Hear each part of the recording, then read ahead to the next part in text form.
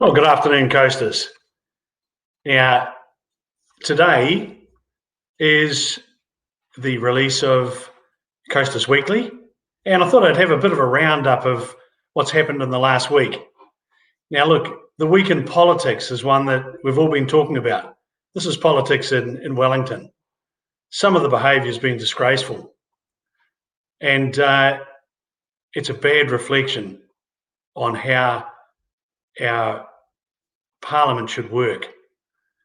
So let's hope that this week we get down to hearing about policy and what it is that is going to happen in the 3 years ahead of us, because that's really important, especially in view of the times.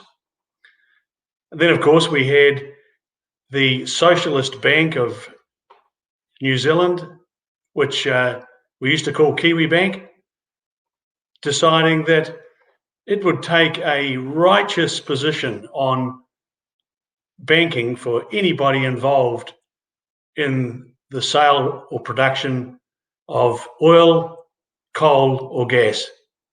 What a bunch of pillocks, and disgraceful. And to think that we actually own it. Now, I saw the Greymouth Mayor, Tania Gibson, giving them a barrel.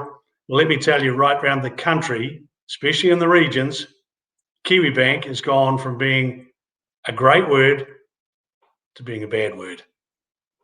Now, we saw the Greens opposing the Griffin Creek hydro scheme. Got to ask yourself.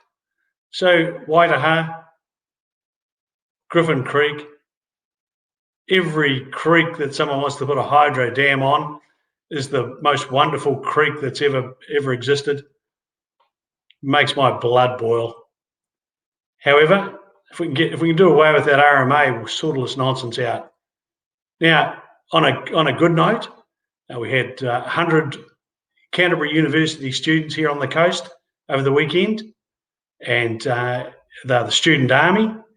They carried out gardening and projects on 9 different locations in Hokitika. They had a beach party, and they absolutely loved it. We gave them a formal welcome at the Arahura Marae, and it was really special. When they sang the hymn in response, I actually felt quite moved by it. So well done there, guys, just brilliant. Now, over the next 11 days, every day at lunchtime, you'll see a new post go up, which is part of an 11 series interview taken at the new hospital, Te Nico, in Greymouth. The hospital is fantastic. The technology is brilliant. Now, there'll be those that moan about the delays. Well, the delays, all they did was create additional employment at a time when we needed it. There'll be those that moan about the cost overrun. I say it's $121 million of economic development for the coast and should be grabbed with open arms. And then I look at the final product, and there'll be people say it's too small, it's too large, it hasn't got this, it hasn't got that. Let me tell you, the plans, when they pull down the building next door, the old hospital, and look into the future, will surprise you. But folks, this new hospital, from a coast perspective, is absolutely brilliant. I hope you enjoyed the series, and I hope you enjoy this week's Coasters Weekly. And we'll catch you later.